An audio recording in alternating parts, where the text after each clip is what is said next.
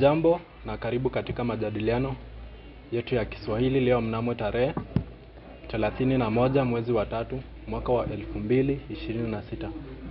Kwa majina naitwa Kipyegon Mishael, na kwa majadiliano haya tuko na wenzetu, na kwa upande wa kulia tuko na mwenzetu Dennis Kiruri, Christine Onserio, Joel Barasa, Yukabeth Atieno, Kilonzo Faith, Byron Otieno pamoja na Diana Ayuko. Katika majadiliano haya tunaenda kuzungumzia jinsi elimu na utandawazi ni vyombo vinavyochangia katika maenezi ya Kiswahili duniani kote. Na utangulizi ni kuwa lugha ya Kiswahili imeendelea kukua na kuenea duniani ikichangiwa na elimu na utandawazi. Wataalamu mbalimbali wameonyesha kuwa Kiswahili inaenea. Kwa mfano, inaendelea kutumika vyombo kama vile kufunzwa rasmi shuleni, na pia baadhi ya mambo yanayoieneza Kiswahili. Oni langu ni kuwa Kiswahili, mtaala wa umilisi umeweka Kiswahili kuwa chombo cha kukuza stadi, maarifa, na kwa mujibu wa Profesa Kimani Njogu ni kuwa Kiswahili imetumika katika elimu kuimarisha, kukuza hadhi na pia kupata maarifa mbalimbali. Hivyo Kiswahili katika elimu inasaidia wanafunzi ili waweze kupata maarifa kwa kufanya mambo mengi kama vile kusoma, uandishi, na pia katika mambo ya michezo pia Kiswahili inaeleza kuwa wanafunzi wanapokuwa katika michezoni pia wanaelimika, kwa kuwa upande mwingine watalazimika kutumia Kiswahili kwa mambo ya uzungumzaji. Ilhali utandawazi umetumika kwa mfano kibiashara, diplomasia.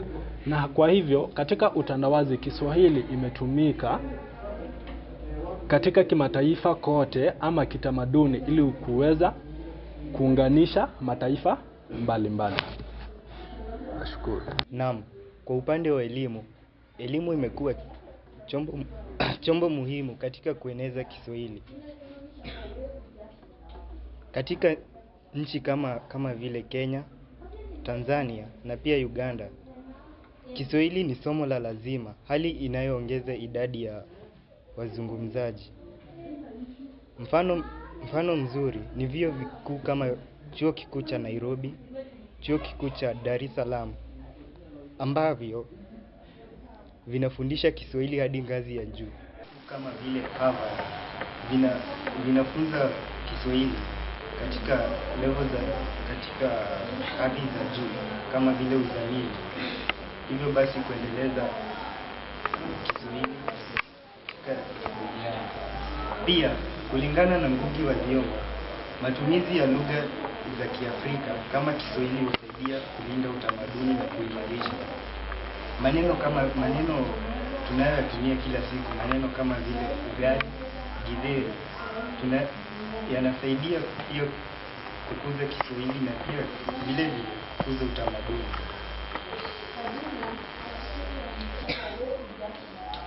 Katika nchi kama vile Kenya, Tanzania na pia Uganda, Kiswahili ni somo la lazima, hali inayoongeza idadi ya wazungumzaji.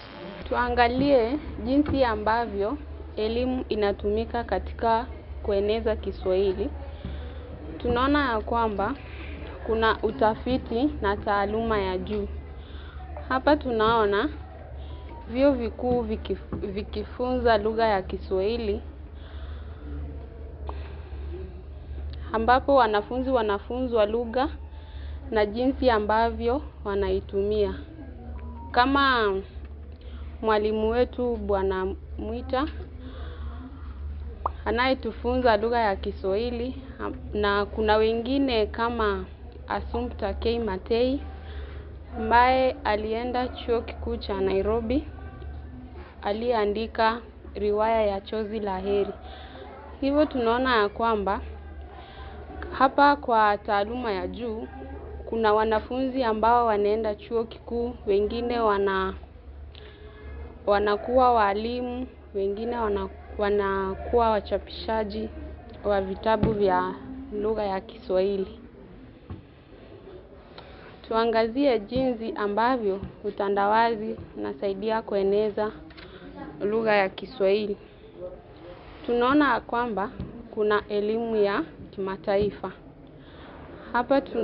Hapa kuna vyuo vikuu kwa Marekani, Asia na Ulaya ambavyo havikuwa vinafunza lugha ya Kiswahili, lakini tunaona kwamba vimeanza kufunza lugha ya Kiswahili. Kama Marekani, vyuo vikuu maarufu kama Harvard na Yale University wameanza kufunza lugha ya Kiswahili, na kuna vyuo vikuu pale ambavyo havikuwa vinafunza lugha ya Kiswahili kama vile vyuo vikuu vinavyopatikana Uingereza, Ufaransa na Ujerumani.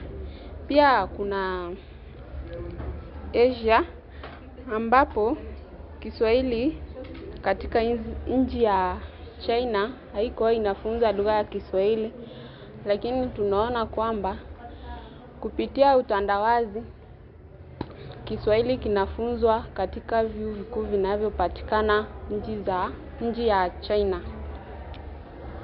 Shukran mwenzangu kwa kunipa nafasi hii. Naomba nizungumzie fursa za teknolojia na ushirikiano wa kimataifa jinsi inavyokuza Kiswahili. Tunapata kwamba kwenye mitandao kuna programu za kujifunza lugha mtandaoni kama vile Tamtamu, Kamusi ya Kiswahili, Longo Play na zingine mingi ambazo zinasaidia mtu kujifunza Kiswahili bila kusumbukana kutafuta vitabu. Hapo tunapata kwamba teknolojia inasaidia kukuza Kiswahili. Kwingineko tunapata kwamba mtandaoni na ushirikiano wa kitaaluma vinaendelea pia kueneza. Napata kwamba mtaala unaweza kuimarisha kwa nukuu hii ya Wairiru Kiiru, nikirejelea kwamba technology can carry the voice of many to the world. Inasisitiza nafasi ya teknolojia kama njia ya kusambaza lugha. Vile tulikuwa tunaongelea lugha ya Kiswahili. Sasa tunapata kwamba elimu na utandawazi umesaidia pakubwa sana kwenye kuenea kwa lugha hii yetu ya Kiswahili. Kwamba elimu unapata kwamba wanafunza kwenye shule tofauti lugha ya Kiswahili, na teknolojia pia kuna programu mingi ambazo tumeshazipitia, tumepata kwamba zinasaidia pia kueneza Kiswahili. Katika sekta ya elimu, Kiswahili kimeenezwa kwa njia mbalimbali. Katika shule za sekondari, Kiswahili kinafunzwa madarasani, na pia katika hizo shule kuna idara za Kiswahili ambazo zinachangia pakubwa katika kueneza kwa lugha ya Kiswahili. Katika utandawazi, vyombo vya habari kama vile runinga, redio na mitandao ya kijamii pia vinaeneza Kiswahili na kuifanya lugha iwe maarufu. Kwa mfano, katika runinga ya Citizen, kila Ijumaa kuna programu ambayo inaendelezwa na Mashirima Kapombe na Mwalimu Bakari inayoitwa Longa Longa. Wanakuza Kiswahili kwa kukariri mashairi na pia kutatua maneno tatanishi. Katika fasihi, Tamthilia kama vile Kigogo yake Pauline Care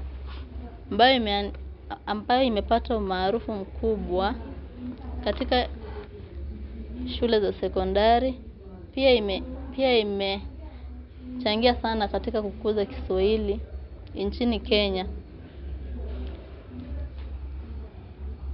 Katika utandawazi pia, vyombo vya mitandao ya kijamii imeeneza Kiswahili imechangia kueneza Kiswahili pakubwa nchini Kenya na pia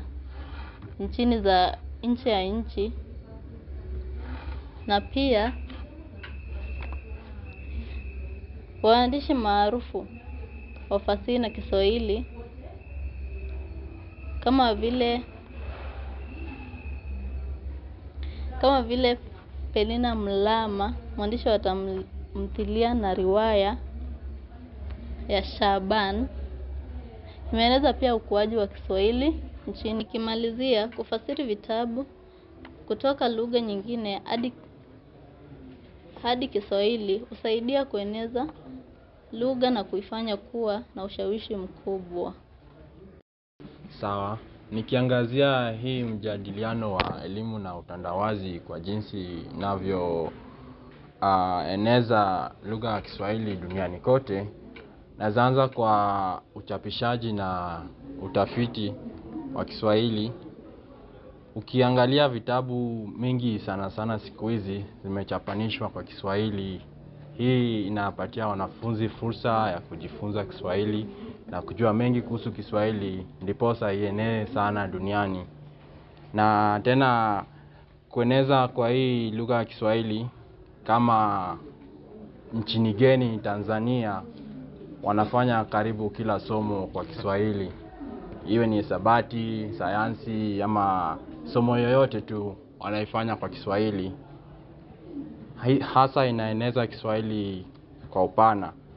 Alafu pia hii kueneza kwa Kiswahili inazalisha wasomi. Kama sasa kwa chuo vikuu na chuo za msingi na za upili, ni lazima mwanafunzi afanye Kiswahili. Hasa wasomi wanaongezeka kwa hii jamii ya Waswahili. Nikiangazia kwa utandawazi, mtandao ya kijamii pia inasaidia sana kwa hii kuaniza Kiswahili duniani. Kuna mtandao mbalimbali kama mtandao wa Twitter, mtandao wa Facebook na Instagram kwa upana. Haya yote wanatumia Kiswahili sana kwa wenye wanakuwa na upendelezo kwa kutumia Kiswahili. Kama hadi artificial intelligent wa sasa unaweza tumia Kiswahili kuuliza swali na kupata majibu kwa Kiswahili, ama kama uelewi kitu kwa Kiingereza unaweza pata kuelewa kwa Kiswahili kwa upana kwa kutumia haya mtandao ya kijamii. Na pia kwa utandawazi bado kuna vyombo vya habari kama Taarifa BBC na menginezo zimeenea sana kwa kutupitishia habari kupitia Kiswahili. Hasa tunapata kuelewa Kiswahili kwa upana. Naanza kwa kufafanua dhana ya elimu katika kukuza lugha. Kwa mujibu wa Ali Manzuri, lugha hupata nguvu unapowekwa katika mifumo rasmi ya elimu. Elimu hufanya Kiswahili kuwa lugha ya kufundisha na ya kujifunza. Kwa mfano, katika shule za Kenya, Kiswahili ni somo la lazima. Hivyo, huhakikisha kila mwanafunzi anapata maarifa ya lugha. Hii huongeza hadhi ya Kiswahili na kuifanya iwe lugha ya kitaifa na ya makitaifa. Kwa mtazamo wa kina, elimu pia hujenga uwezo wa kufikiri kwa lugha. Mwanafunzi anapofundishwa kwa Kiswahili huanza kufikiri, kuchambua na kujieleza kwa lugha hiyo. Hii huimarisha maana na matumizi ya lugha.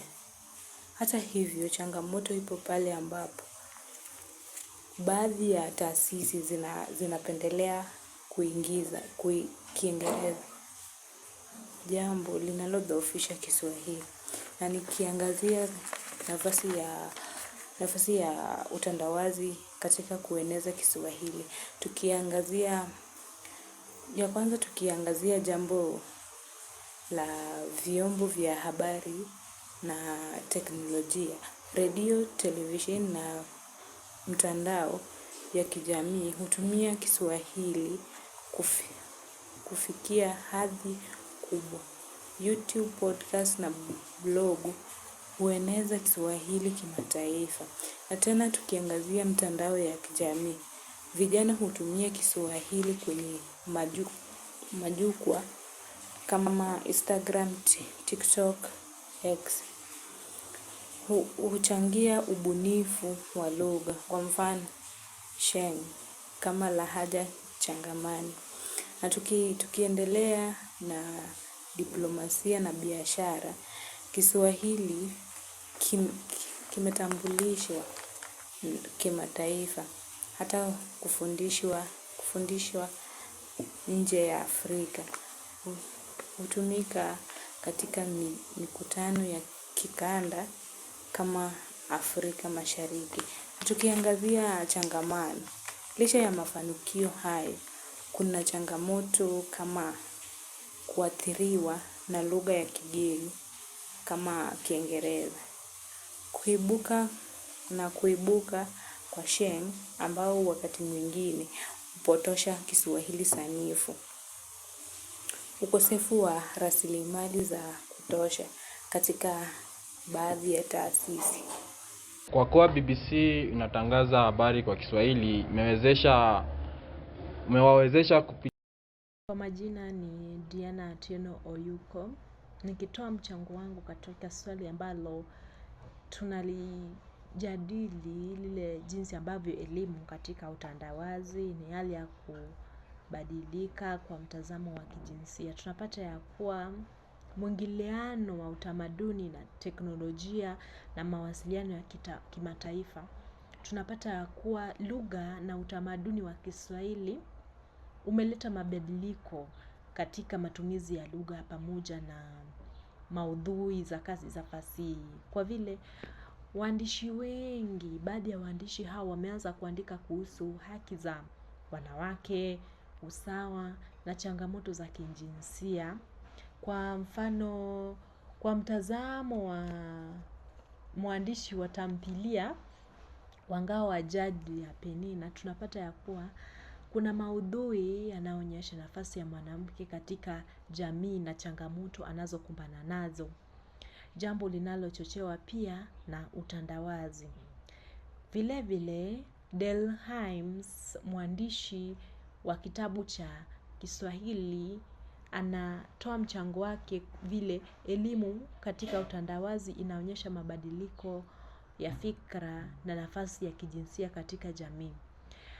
Fasihi ya Kiswahili hutumika kama kioo cha kuonyesha mabadiliko hayo.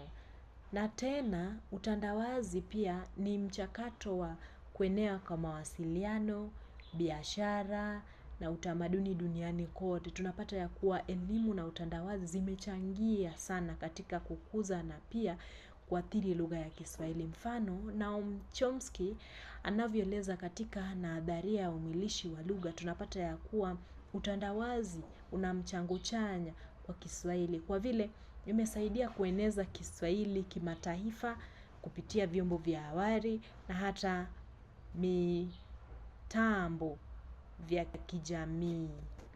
Kwa ujumla, elimu kupitia mtaala wa umilisi, hasa kipengele cha fasihi, imechangia pakubwa kueneza Kiswahili duniani. Pia imechangia kwa kuwapa wanafunzi lugha na utamaduni. Aidha, utandawazi umechangia kueneza Kiswahili kwa mambo mengi, mfano biashara, vyombo vya habari na taasisi za kimataifa. Hivyo elimu na utandawazi ni nguzo muhimu zinazoifanya Kiswahili kuendelea kukua na kuenea duniani.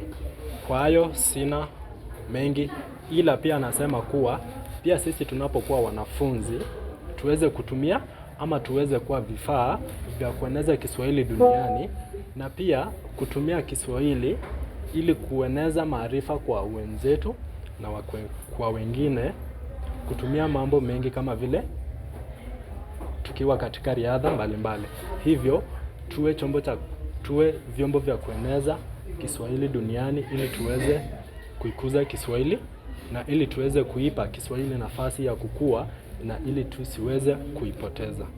Nashukuru. Tulikuwa na wenzetu, na mimi nilikuwa Kipyegon Mishael, na kwa upande wa kulia pia narudia, tuko na mwenzetu Dennis Kiruri. Upande ule tuko na Christine Onserio, mwenzetu Byron Otieno, Yukabeth Atieno, Faith Kilonzo, Joel Barasa, pamoja na dada mwenzetu Diana Oyuko. Shukrani.